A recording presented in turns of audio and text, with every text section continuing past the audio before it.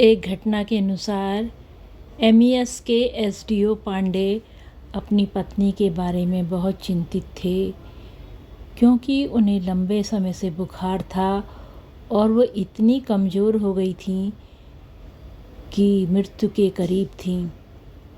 उन्होंने अनूप शहर में रहने वाले अपने ससुर मोतीराम को एक तार भेजा।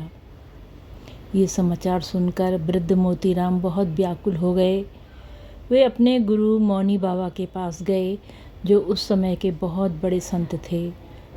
उन्होंने उनसे प्रार्थना की, हे गुरुदेव, आज मैं आपसे प्रार्थना करता हूँ कि किसी भी तरह मेरी बेटी को जीवित कर दीजिए, अन्यथा मेरा भी जीवन समाप्त कर दीजिए। मौनी बाबा कुछ देर तक ध्यान मुद्रा में रहे और फिर बोले, केवल नीम करोली बाबा ही जीवन वापस लाने में सक्षम हैं। तुम उनसे अपनी इच्छा पूरी करने के लिए प्रार्थना करो। इसलिए अनूप शहर में मोतीराम ने बाबा का ध्यान किया और उनसे प्रार्थना की।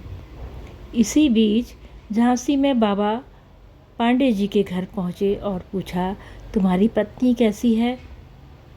पांडे जी बाबा को नहीं जानते थे और उन्होंने उनसे पूछा कि वो कौन है। बाबा ने उत्तर दिया, बाबा नीम करोली। पांडे जी ने कहा, वो तो अंदर मरी पड़ी है। बाबा ने कहा, क्या तुम उसे मुझे दिखाओगे? पांडे जी बाबा को अंदर ले गए। बाबा ने उनकी लाश को देखा और कहा, ये अभी मरी नहीं है। क्या तुम्हारे घर में कुछ अंगूर हैं? उन्हें लाओ, और एक कटोरा और एक चम्मच भी। बाबा ने अंगूरों को हाथ में दबाकर थोड़ा सा रस निकाला और वो रस उसके मुंह में डाला।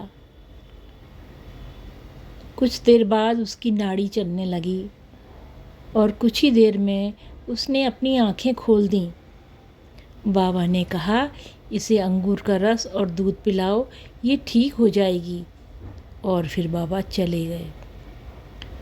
पांडे जी की पत्नी स्वस्थ होने लगी और बिना किसी उपचार के वह स्वस्थ हो गई। बाद में पता चला कि जब पांडे जी की पत्नी 6 साल की थी, तब बाबा मोतीराम के घर गए थे। पड़ोसी के घर में किसी की मृत्यु हो गई थी और बच्ची ने ये पहली बार देखा था, इसलिए उसके कोमल हृदय को बहुत बड़ा धक्का लगा। उस समय बाबा ने बहुत प्यार से बच्ची से कहा, जो चाहो मांग लो। बच्ची बोली, बाबा, जब मैं मर जाऊं तो मुझे जीवित कर देना। बाबा अपने वचनों पर अड़े रहे, लेकिन उस समय कुछ नहीं बोले।